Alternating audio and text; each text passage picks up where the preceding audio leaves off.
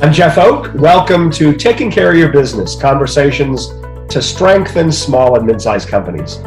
I recently had the opportunity to interview Craig Weber. Craig was recognized as one of the global top 100 human resource influencers in 2021. He has received the prestigious International Speaker of the Year Award from Vistage Worldwide, and he's written 3 books on the power of conversational capacity and adaptive learning to drive team performance.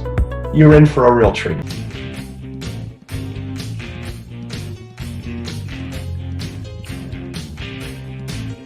Craig, delighted to have you. Thank you so much for the invitation, Jeff. I'm glad to be here. Great. So tell me about the work, your work, and why it matters, Craig. Yeah, thanks for the question. I help both people and teams improve their performance by treating dialogue as a discipline. And so I really help people bring a lot more focus and a lot more skill to how they approach the conversations that really matter, whether they're running meetings, making decisions, orchestrating change, implementing strategy, giving feedback. How you approach that can make or break the effectiveness of your efforts. And so I help people acquire and build a discipline for being much more focused about the way they approach all those activities. So you said bring a discipline. That sounds like skill. So are great communicators born or are they made? Oh, I think they're definitely made. So I think we all at birth inherit a few tendencies that tend to get in the way of the kind of conversations we may want to have. Okay. And so everyone struggles, often in different ways. And so I think the discipline is learning to recognize why aren't we naturally good at having really difficult conversations about, challenging subjects? Why isn't that something we just do as a matter of course? Well, to some degree, human nature works against it. And so we need to learn to recognize what are the factors that tend to limit our ability to engage in those issues in a constructive, healthy, focused way. And then what's a discipline we can actually acquire to get better at it? Okay, can you give us a sense, what is a good discipline, a good set of skills in the communication front look like? Yeah, so the overarching discipline that I help people acquire is something I refer to as conversational capacity. And you can define it in a number of ways, but I'll give you 2 quick ones. One is, you can define it at both the individual and the collective level as the ability to have constructive, learning-focused dialogue about difficult subjects in challenging circumstances and across tough boundaries. And so if you think about it in a management team, high conversational capacity and a team of people can put their most difficult, painful, divisive issue on the table in a meeting and do exceptionally good work around it. Whereas a similar team with low conversational capacity will find their performance completely derailed by a minor difference of opinion. Sure. And so you can have all the smartest people around the table, great product or service, killer strategy in place, all the resources your team or your business needs at its disposal. But if the conversational capacity of your group or management team is too low, given the nature of the issues you're facing, it's going to underperform, sometimes dramatically. Sure. And as I listen to you, I think about my own experience leading organizations. Whenever there were issues, more often than not, it's a communication issue, either as the main issue or as one of the corollary dimensions of the issue. So what do teams that communicate well, what do they do differently? Yeah, well, there's 3 components to building one's conversational capacity. If you actually want to get better at this, there's an awareness component to the discipline. And so teams that are good at this are conscious, much more focused on what are the factors in this conversation that put us at risk of derailing, of not having the kind of conversation we all want to have. So that awareness piece is really critical. The other thing that teams do, or individuals as well, is they have a clear focus. They have a very clear mindset that guides their behavior. So they're really clear on what matters in a meeting or a conversation, and they're really clear on what doesn't. So they're a little smarter, a little more focused, a little more organized in their thinking than someone who just walks in and shoots from the hip.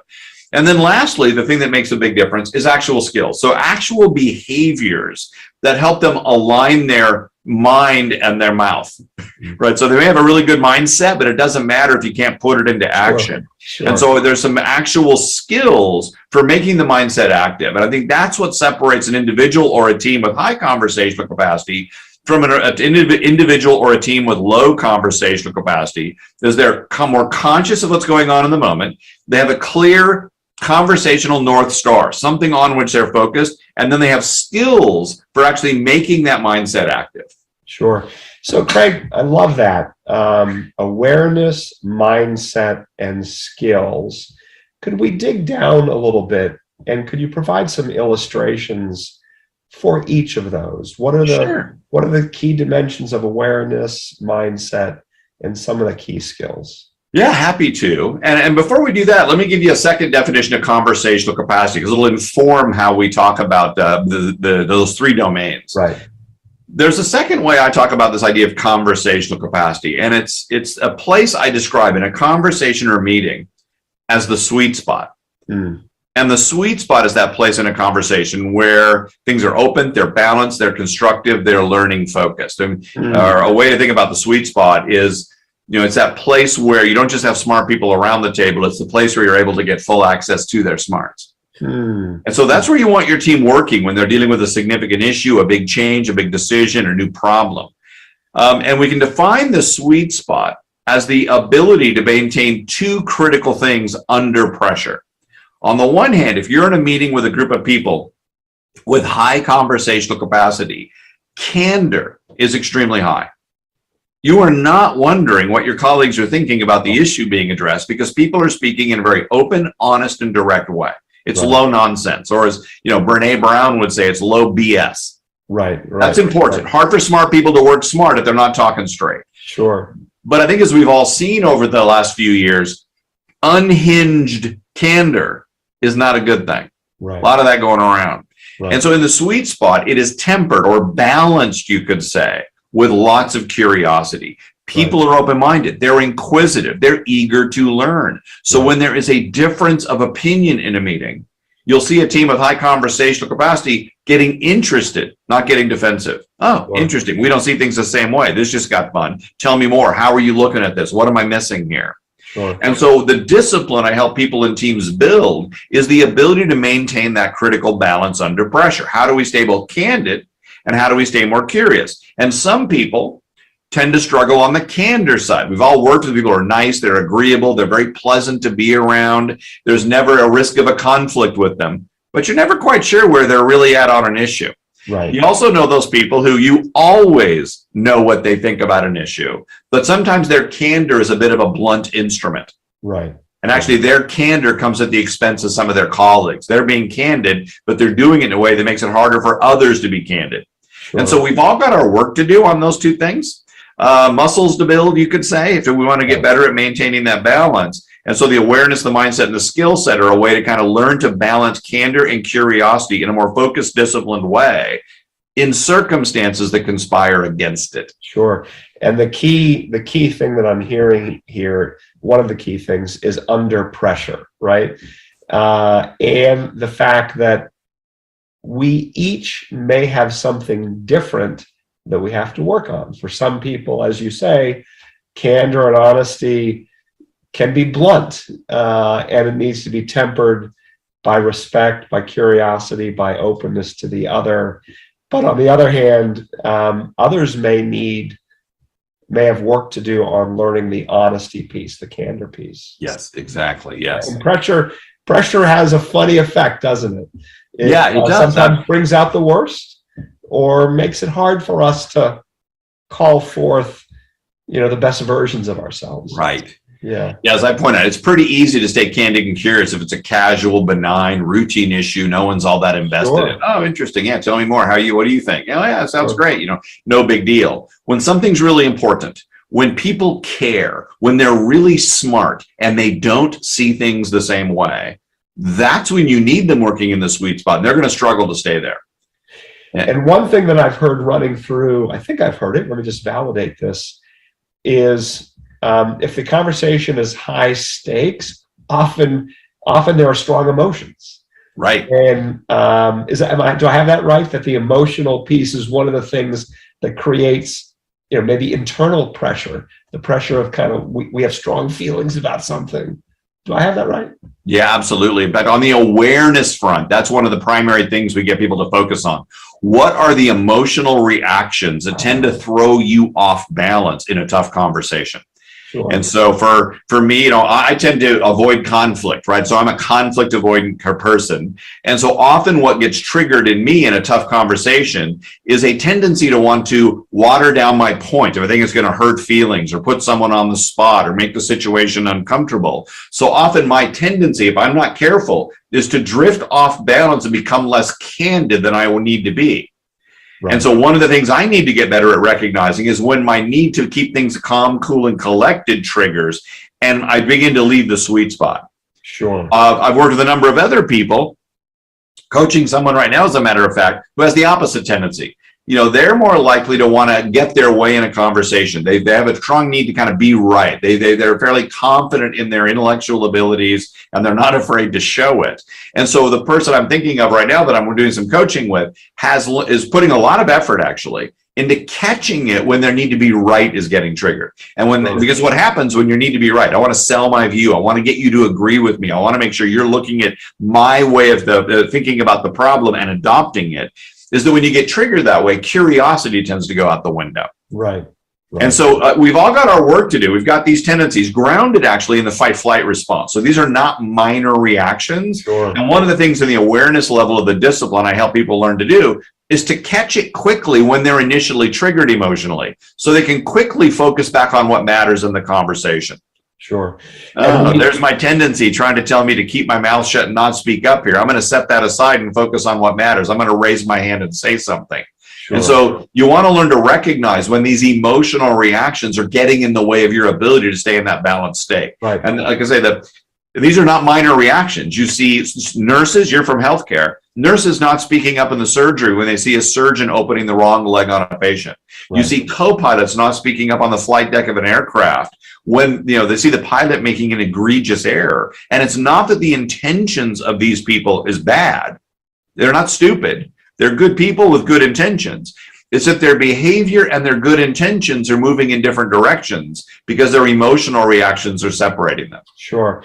And it just brings to mind, your comments, Craig, bring to mind for me the critical importance in effective leadership of self-awareness. Yeah. What our gifts are, what our trigger points are, what sucks us in. Yes. Where do we feel empowered? Where do we feel frustrated or triggered by anger or whatever the feeling might be? So it really reinforces what we hear so much about in the leadership literature. Yes. About the internal life of the leader, yes. The awareness of the leader. Absolutely. Let's move to mindset. Say a few words about the mindset that is most, or the mindsets maybe, that are most conducive to conversational capacity. Yeah, your mindset's really important. You have mindsets about all sorts of things, right? But I think a mindset around conversation is really critical. What matters and what doesn't? What should we be focused on? And Dr. Alia Crum at Stanford University researches mindset. She says, a mindset will actually make you smarter because, again, it helps you organize your thinking. You know what to pay attention to and what to ignore in a situation. And so the conversational capacity mindset does just that. It gives you a navigational beacon. Right. And so what really matters in a nutshell, if we want to talk about the mindset, if you want to stay in that sweet spot, candid and curious, what matters to you can't be just being comfortable all the time. And it can't be being right all the time, getting your way, feeling like the smartest person in the room. Right. What really needs to be the focus is learning. Right. We need to be really focused on learning because we're trying to think more clearly about the issues we're trying to address. And we're trying to make the smartest choices we can about how to move forward together. And if that makes me a little less comfortable than I tend to want to feel, so be it. So I'm not just recognizing my emotional tendency to go, become less candid to avoid conflict. I'm literally setting that aside and focusing on what matters. We're here to learn, think more clearly, and make smart choices. And that may require me to be a little less comfortable than I tend to want to feel. That's okay. Sure. Someone else on the other side might be needing a conversation to say, oh, I feel my need to be right kicking in. I need to be careful here. I'm going to set that aside because what matters in the conversation is working together to think more clearly, make smart choices, and learn together. And so learning is the driving value if you want to stay in that sweet spot. Sure. And I see a very close connection with curiosity, right?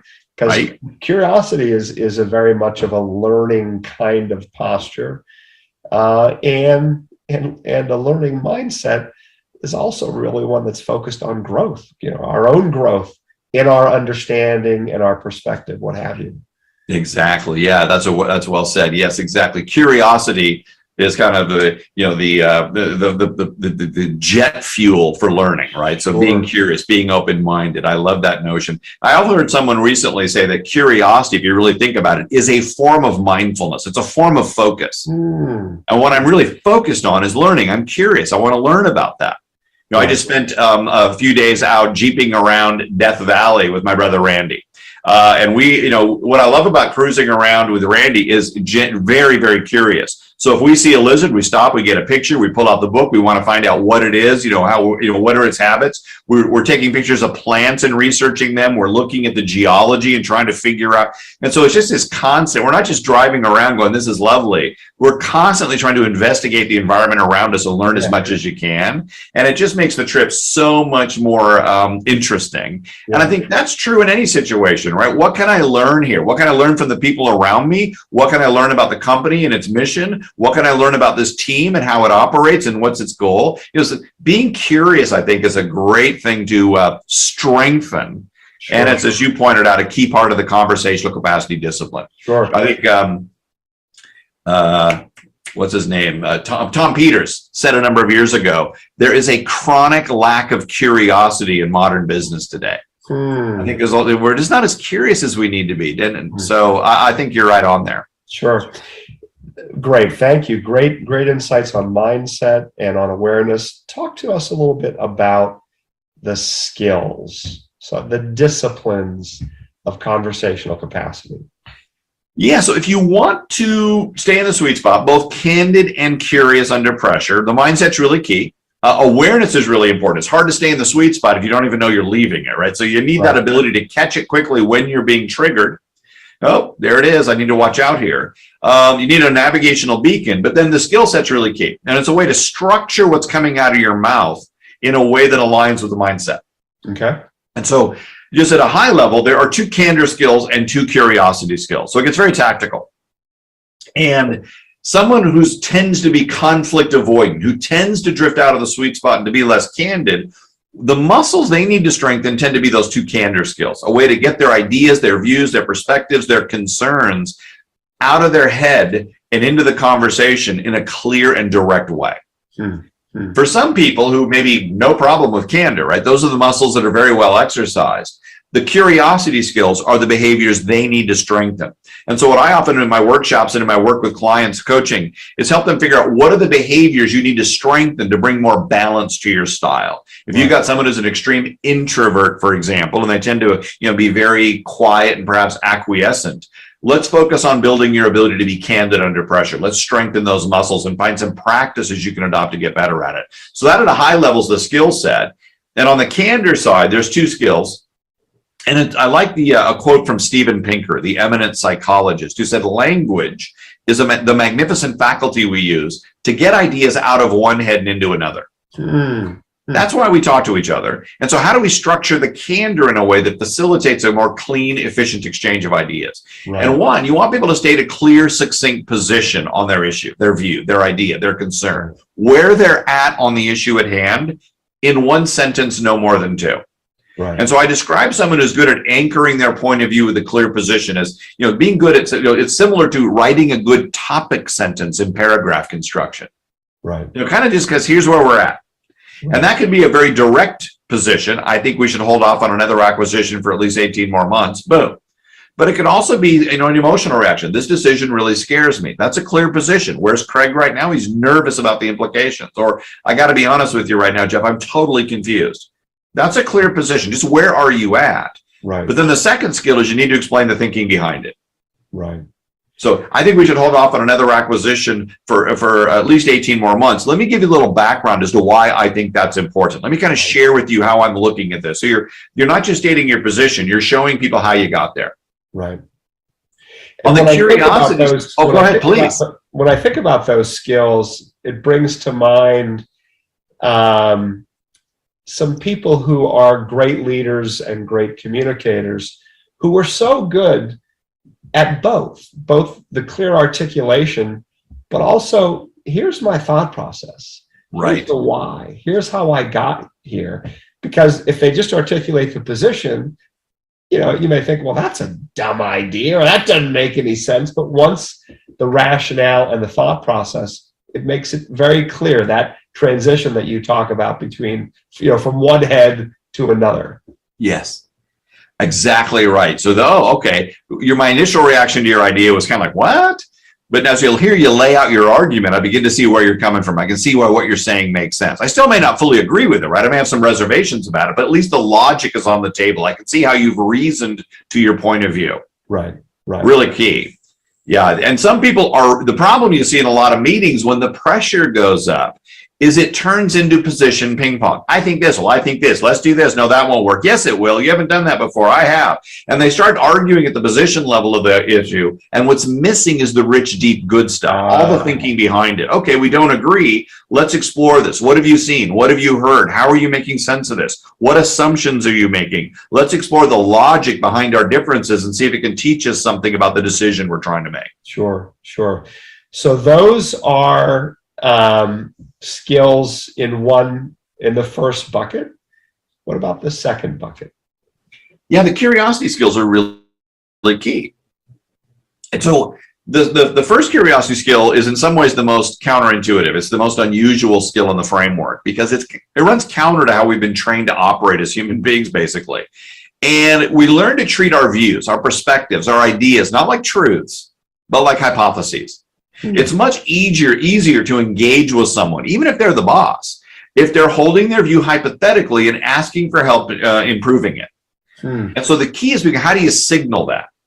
How do you show people very explicitly you're holding your view like a hypothesis, you're asking people to help you improve. You're not wielding it like a truth you're expecting other people to adopt. You're acting more like a scientist and less like a missionary in the conversation. Right. I like that. And so the first skill we talk about is testing your perspective. Right. Actually showing people deliberately you're holding it hypothetically. And so you might put your view on the table, explain it in a meeting and say, look, right now I feel like my idea makes absolutely perfect sense. That scares me. Who's seeing something I'm not? What am I missing here? Right. Or, a former shuttle mission commander at NASA would say, if I've got a blind spot about the decision I'm trying to make here, somebody please help me to see it. And so you're not just sitting back casually, looking at your watch, hoping someone on your team is going to point out where your thinking may need a little help. You're inviting them to do it. You're encouraging them to do it. That's a really important skill. Sure. And then the second, and just if you could just sure. This is such an important and as you say, counterintuitive. Give some more examples of shining examples of that approach in just ordinary conversation. One of my favorites, this is a really strong one. This was a Vistage member, so I do a lot of work speaking to Vistage groups, and asked me to help with a strategic offsite. And this is a person who has a fairly aggressive tendency on the candor side of the scale, very direct. He says, I've been running roughshod over my team for years. So at a strategic offsite, he put a big new idea for the business on the table, a fairly dramatic strategic adjustment. And then he was very careful. He took a few PowerPoint charts and said, let me lay out where I'm coming from and why I think this is a good way to go. So he did a really good job of sharing with his executive team some of the core ideas, some basic data he was using and some of the assumptions he was making. And then he turned to his team and said, look, you know me.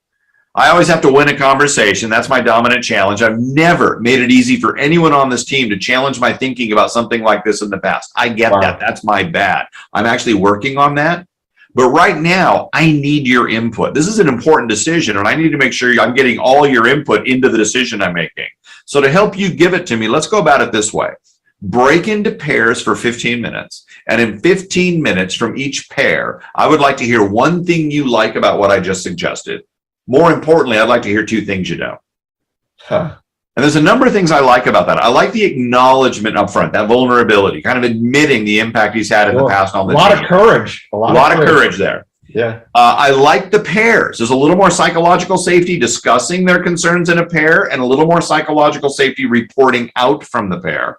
Right. And then I love the emphasis on the negative. One thing you like, two things you don't. That says a lot about his mindset. Right. And so that's a really strong example of someone in a position of authority learning to carry their authority in a way that lifts their team's ability to engage, doesn't decrease it. Right.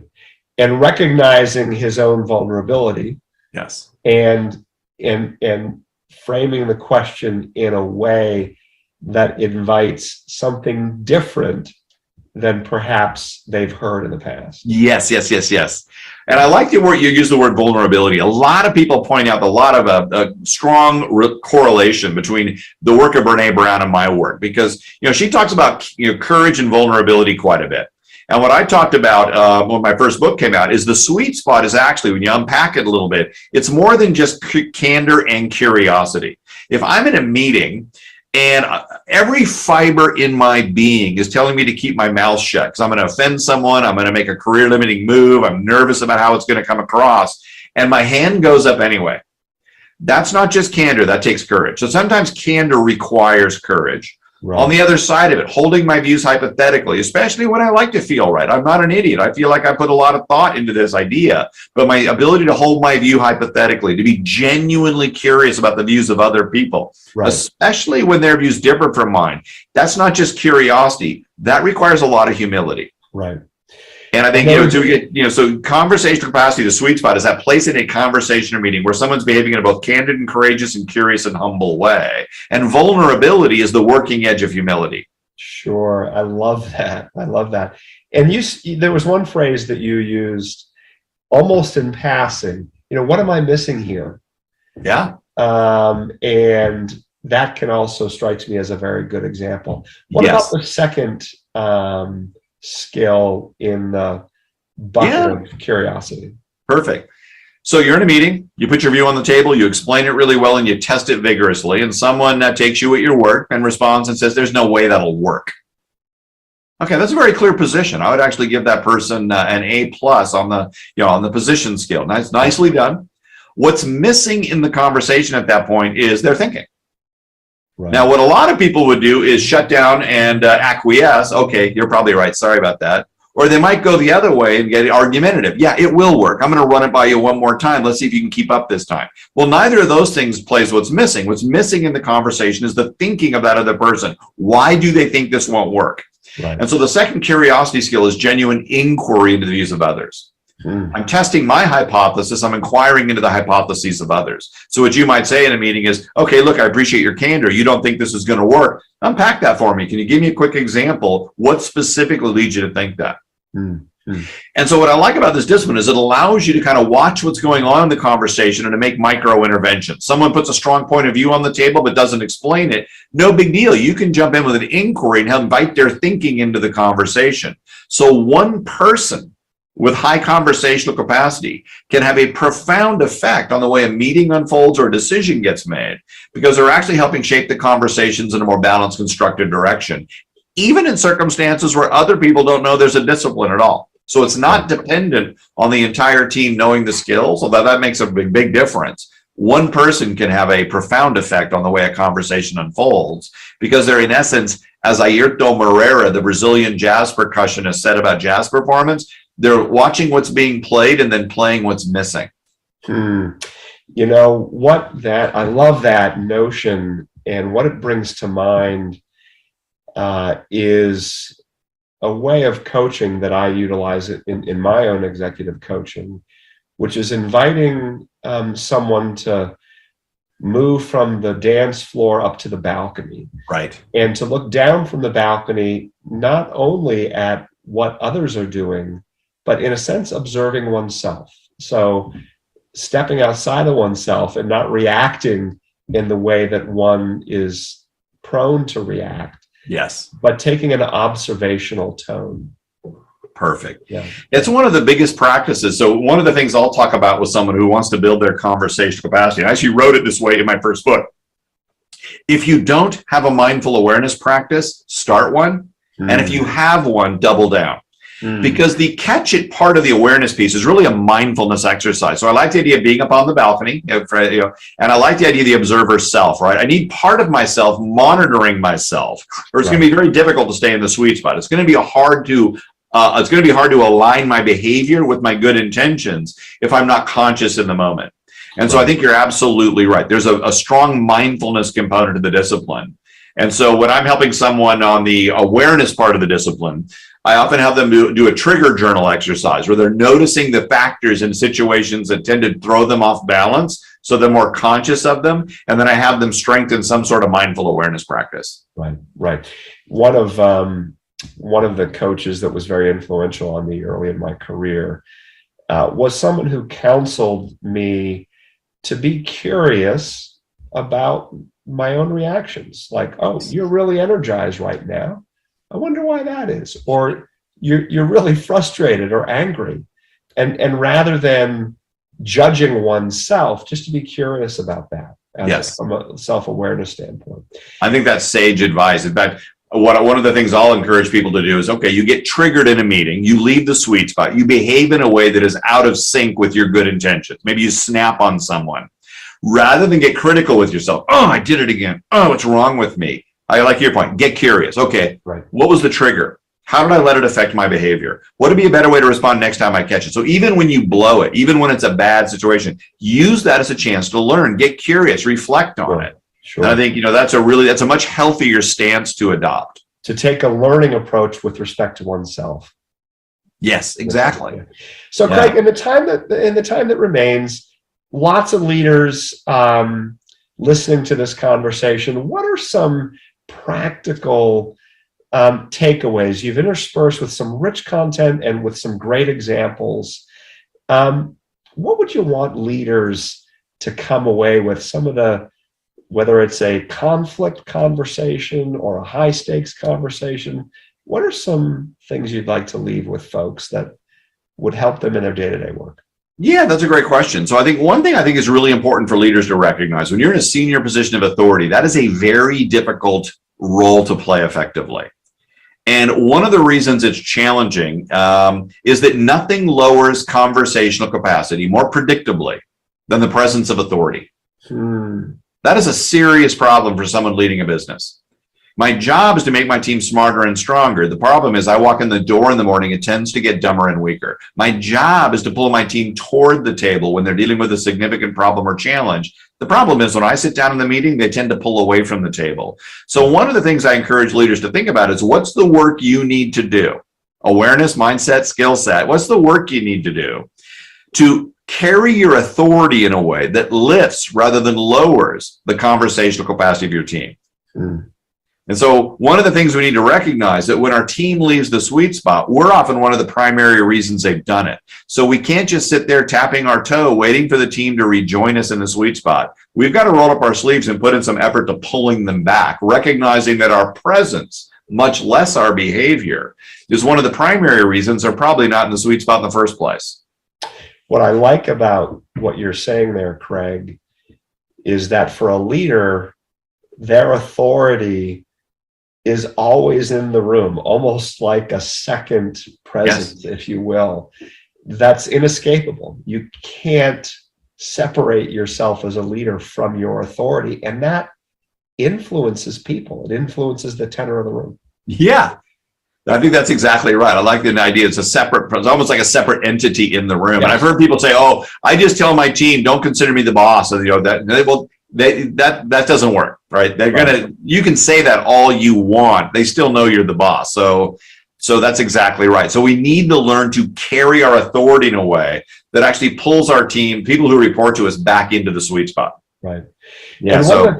And one of the things that I've observed in leaders is what got them to where they are, that got them successful enough to be the leader. It's often very different from what one needs to be effective as a leader. I think in the progression to leadership, being an expert, having the ideas, having suggestions, being able to give good advice, often is conducive to progression in an organization up to leadership roles.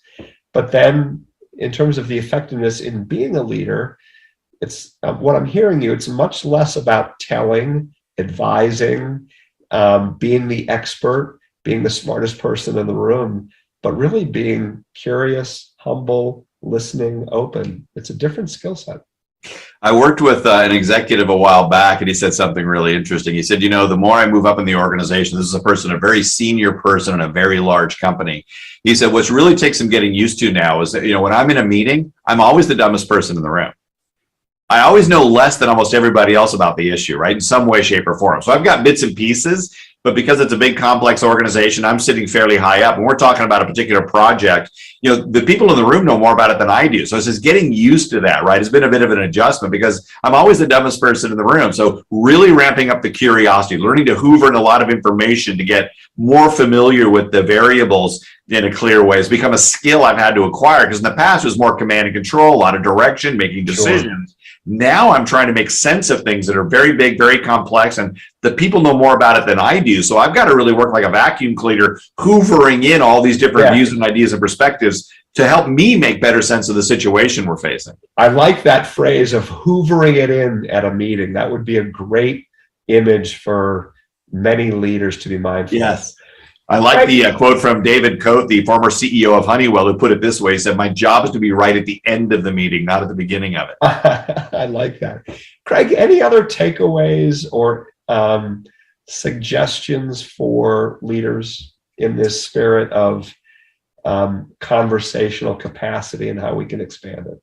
Yeah, one thing I think, if you just want to something simple, start noticing where your behavior and your good intentions start moving in different directions, both at home, in the community and in the workplace. And then start reflecting on why. What got hooked? What got triggered? Maybe my need to be right. My sense of effectiveness is tied to always having the right answer. And so when someone disagrees with me in a meeting, I tend to get triggered and off I go. I need to do a better job of noticing that and catching it. Or maybe I have a real strong fear of hurting feelings. And so when I'm giving someone feedback, I tend to water it down, sugarcoat it, maybe blow it off a little bit. And I need to get better at noticing when that reaction's getting in my way so I can give them the feedback they deserve. I want to be helpful. I want it to be crisp. I want it to be direct.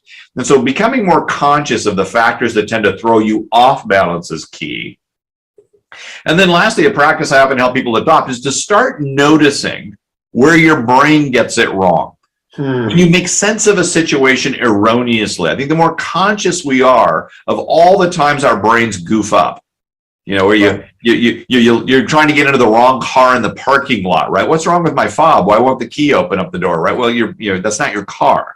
Right. So start noticing that. I think that helps breed a little intellectual humility. So you're a little more conscious of all the ways your brain tends to get it wrong. So you're a little less likely to fly off the handle, because you feel your view is absolutely right and someone else's view is absolutely wrong, because you're learning to hold your views a little more suspect. That's a really healthy stance to adopt, that intellectual humility. So noticing your emotional reactions and where they throw you off balance, really important thing to cultivate. And then that ability to notice and respect all the ways your mind gets it wrong day to day.